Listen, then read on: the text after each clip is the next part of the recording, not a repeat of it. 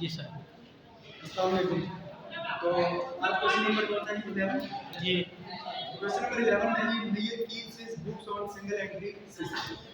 Nayyar keeps his books on single entry system. पता चल गया कि सिंगल एंट्री सिस्टम का क्वेश्चन। और इसमें डिटेल्स हैं जी कि his statement of assets and liabilities as on 31st December 2022. ये उसकी एसेट्स और लायबिलिटीज की एक स्टेटमेंट दी, एसेट्स और लायबिलिटीज की स्टेटमेंट उसमें गिवन है, लेकिन डेट कौन सी है? 31 दिसंबर 2022। 31 दिसंबर 2022 एसेट्स गिवन है प्लस लायबिलिटीज गिवन है। ए प्लस एल का मतलब एसेट्स और लायबिलिटीज, ये गिवन है। ओके जी सर। अच्छा, डेट भी पता चल गई जी। ये वैसे तो ये लग रहा है कि ये क्लोजिंग डेट, क्लोजिंग डेट यानी कि क्लोजिंग डेट के एसेट्स और क्लोजिंग डेट की लायबिलिटीज हमें गिवन है। अब एसेट्स और लायबिलिटीज अगर क्लोजिंग वाले गिवन हैं, इसका मतलब है कि आप इस पे डाउट हो रहा है मुझे कि ये आपको क्लोजिंग कैपिटल नहीं दिया, वो हमें निकालना पड़ेगा, क्योंकि इसने क्लोजिंग एसेट्स और क्लोजिंग लायबिलिटीज दे दी है। इसका मतलब है कि ये अब हमसे कहेगा कि खुद निकालो क्लोजिंग कैपिटल। ठीक है, चलो निकाल लेते हैं, हम खुद कैलकुलेट कर लेंगे। एसेट्स में कौन कौन से हैं? Land and building, furniture and fixture, plant and machinery, stock, sundry debtors, cash, ये सारे एसेट्स हो गए।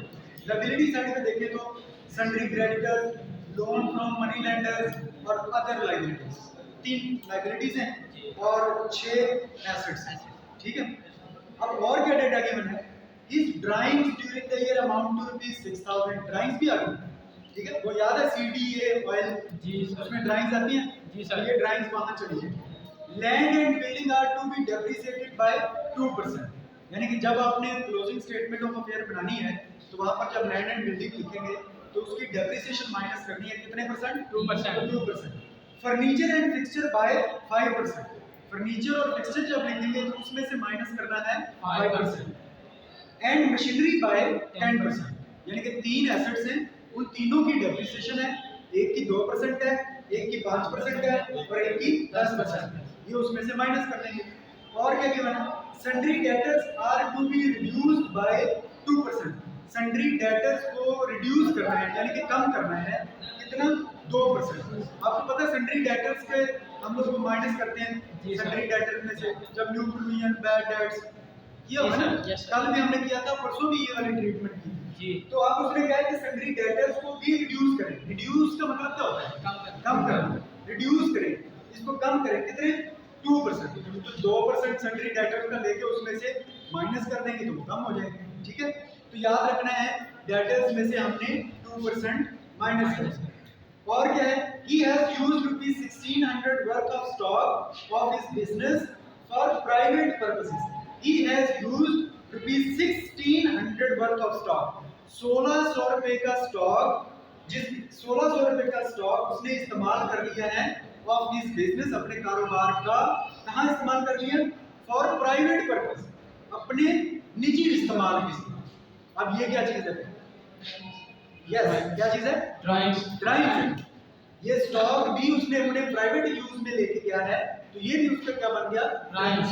अभी शुरू में ये जब पैराग्राफ शुरू हुआ है तो वहां पर उसने ड्राइंग्स अलग से भी बताई थी 6000, और अब ये कह रहे हैं कि स्टॉक भी कुछ इस्तेमाल किया, तो ये दोनों क्या चीज हैं? ड्राइंग्स है। तो हम दोनों को इकट्ठा कर लेंगे, जमा कर लेंगे तो टोटल ड्राइंग्स आ जाएंगे, ये भी ड्राइंग्स है। और क्या गिवन है? During the year 2022 he sold some of his household furniture, ये ध्यान से सुनना है, कह रहा है कि 2022 के दौरान he sold some of his household furniture, उसने अपने घर का कुछ फर्नीचर बेच दिया। He sold, उसने बेच दिया, of his household furniture, अपने घरेलू फर्नीचर में से कुछ फर्नीचर उसने बेच दिया। कितने रुपए का? For rupees 2000, 2000 रुपए का। And paid this into his business bank account, और वो 2000 रुपए अपने बिजनेस के बैंक अकाउंट में जमा करवा दिए। यस, ये क्या चीज है? Additional capital. अपने घर की कोई चीज बेची और पैसा कहाँ लेके आ रहा है? कारोबार के अकाउंट में। तो जब भी घर से कुछ पैसा कारोबार के अकाउंट में आता है तो वो क्या कहलाता है? Additional capital. तो ये 2000 में एडिशनल कैपिटल है। अगली लाइन देखें तो लिखा है इस capital at the beginning of the year was ₹60,000। एक कैपिटल उसने हमें बता दिया, कौन सा? कह रहे हैं इस capital at the beginning of the year. क्या मतलब? ये कैपिटल कौन सा है? बिगिनिंग ऑफ द ईयर, साल के शुरू वाला। इस साल के शुरू में कैपिटल कितना है? 60,000 रुपए। तो ये कौन सा capital? Yes, it is opening capital.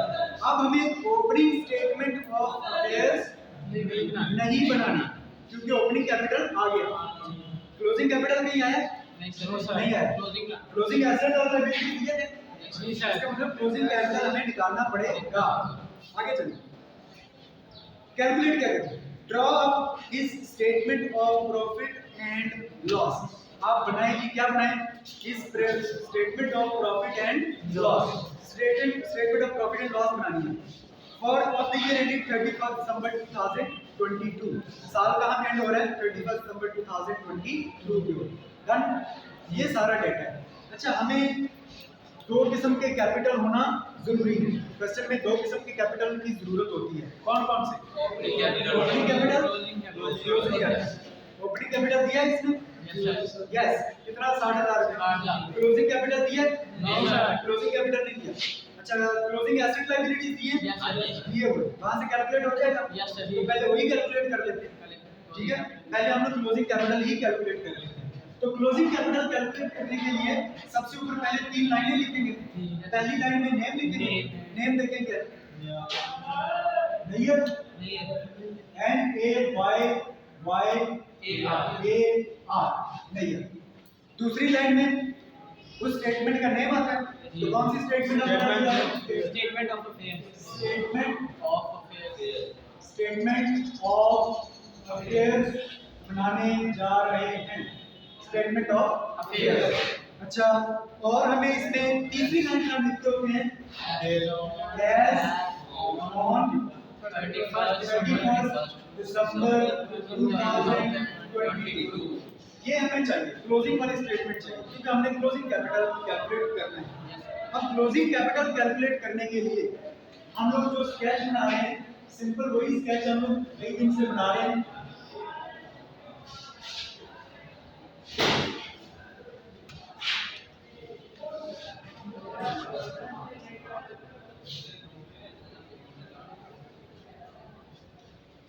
Assets, liabilities plus capital.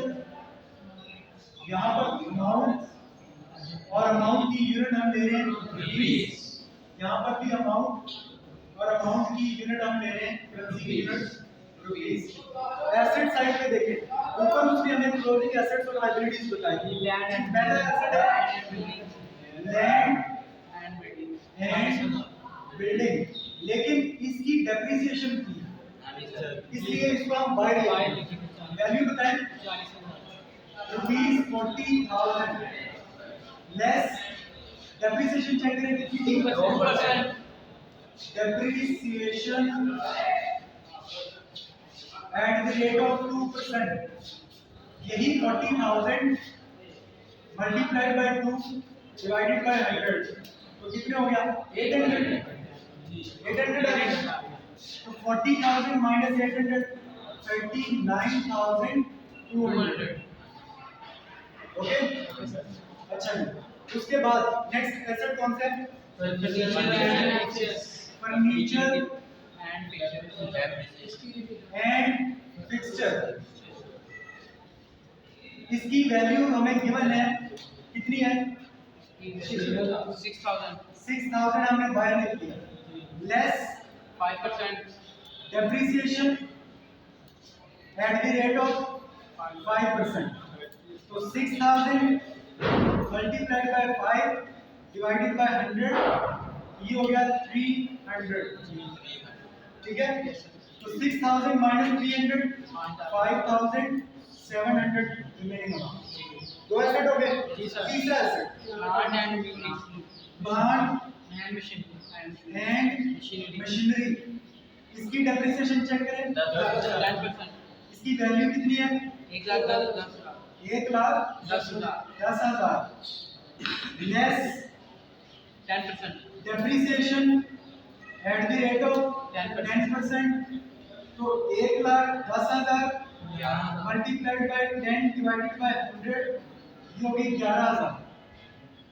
तो 1,10,000 में से 11,000 माइनस करें, बाकी रह गया 99,000। ये भी एसेट हो गया। Next asset stock. इसकी तो कोई एडजस्टमेंट नहीं थी। इसकी कितनी वैल्यू है? 18,400। Next sundry debtors. इसकी एक एडजस्टमेंट थी। सन्ड्री डेटर्स की वैल्यू कितनी है? 1,51,000। उसने कहा था कि sundry debtors are to be reduced by 2%। ऐसा लिखा था कि इसको हमने रिड्यूस करना है 2%। तो लेस कर दें, लेस रिड्यूस्ड बाय 2%। तो 1,51,000 मल्टीप्लाइड बाय 2 डिवाइडेड बाय 100 3,020 3020। ठीक है, माइनस कर दें 1,51,000 माइनस 3,020 1,40,980 1,47,980 डेटर्स ये हो गए।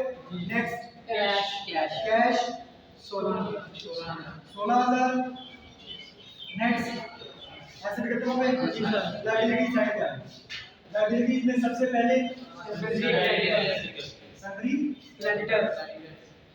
सन्ड्री क्रेडिटर्स कितने हैं? 1,30,000 1,30,000 1,30,000 next loan for money loan from money lenders 1,13,200। Next other liabilities other liabilities 26,800 सारे हो गए। अब जो नीचे डिटेल दी गई थी पैराग्राफ, उसमें कोई नया एसेट खरीदा था उसने? कोई नहीं खरीदा, और ना ही कोई और नया कर्जा लिया था। सारे एसेट और लायबिलिटीज पूरे हो गए। एसेट साइड का टोटल कर लें 3 लाख।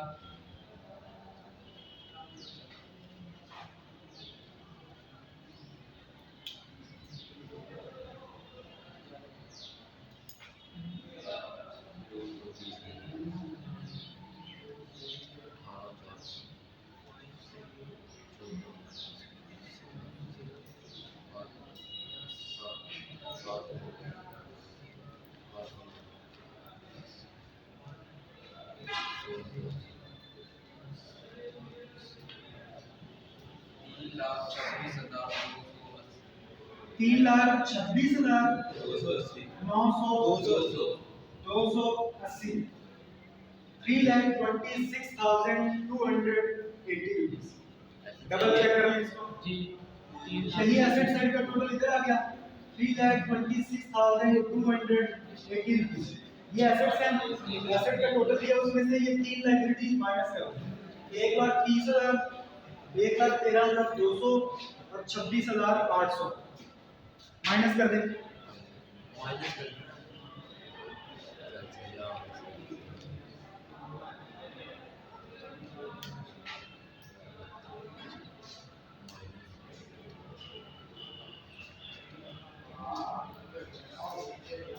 जो बाकी रकम बचेगी वो कैपिटल कहलाएगी। कैपिटल अकाउंट और ब्रैकेट में लिखेंगे बैलेंसिंग फिगर 56 280 डबल चेक कर 280 तो माइनस हो जाएगा। डबल चेक कर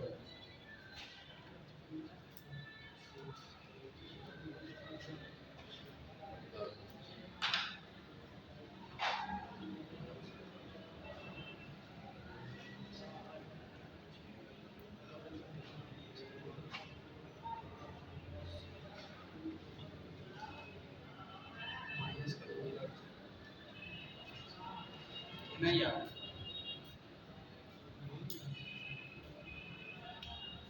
56,280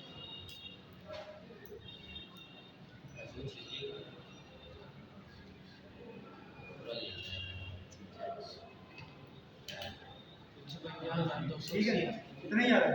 ओके, ये क्लोजिंग कैपिटल जी ठीक है। ओके जी तो डबल चेक हमने कर लिया, जी। अमाउंट इतनी ही आ रही है 56,280। 80 अब आगे चलते हैं, अब हमने कैलकुलेट करना है प्रॉफिट या लॉस। तो प्रॉफिट या लॉस के लिए दोबारा हमने नंबर स्टेटमेंट, अब हम बना रहे हैं स्टेटमेंट ऑफ प्रॉफिट और लॉस।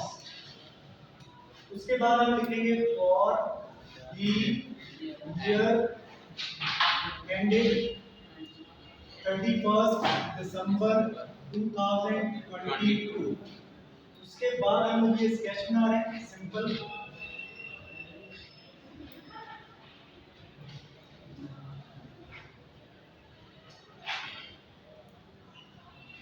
डिटेल्स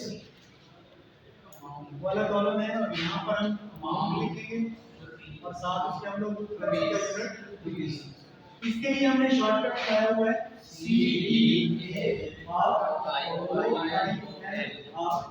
D के साथ प्लस लगा ठीक है। तो C stands for closing capital, closing capital. Closing capital की वैल्यू हमने ये कैलकुलेट की 56,280 रुपीस। उसके बाद है डी, सी के बाद डी, डी को हमने करना है add. Drawings, drawings of question में दो गिवन, एक तो थी 6,000 रुपीस प्लस इसमें 1,600 रुपए उसने स्टॉक भी यूज किया था तो वो भी इसमें जमा करें 1,600। तो ये हो जाएगा 7,600 जमा कर दें 63 280 या 880 63,880 बी भी हो गया। उसके बाद है ए एडिशनल कैपिटल, घर में उसने कुछ फर्नीचर बेच के पैसे लेके आया था कारोबार में 2,000 रुपए, तो वो हम यहाँ से कर देंगे less additional capital. Additional capital की वैल्यू है 2,000 माइनस कर देंगे 61,880। ठीक है, हाफ हो गई स्टेटमेंट। हाफ स्टेटमेंट के रिजल्ट को क्या कहते हैं? Adjusted capital for the year at the end of the year 31st December 2022। Half statement. उसके बाद है ओ, वो स्टेट्स का ओपनिंग कैपिटल, इसको भी हम लेस करेंगे, less opening capital. Opening capital की वैल्यू कीमत थी 60,000, 1,880 रुपए है जी। उसके बाद है इंटरेस्ट ऑन कैपिटल, वो तो है ही नहीं कुछ सर। तो ये हमारा या तो लॉस है या प्रॉफिट है। Profit earn during the year, profit earn during the year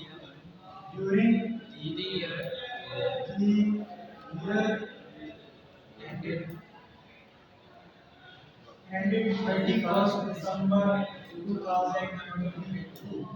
अच्छा, हमें कैसे पता चलता है कि ये प्रॉफिट है या लॉस है? अगर आंसर ये नेगेटिव आता तो ये लॉस होता। अब ये आंसर पॉजिटिव आया है ये प्रॉफिट है। ठीक है जी सर। कोई सवाल कुछ पूछना है? सिंपल क्वेश्चन है, आज तो कोई लॉन्ग क्वेश्चन नहीं है, ये तो बड़ा शॉर्ट सा क्वेश्चन था। ठीक है, तो नेक्स्ट लेक्चर में इंशाल्लाह मिलते हैं फिर। अल्लाह हाफ़िज़।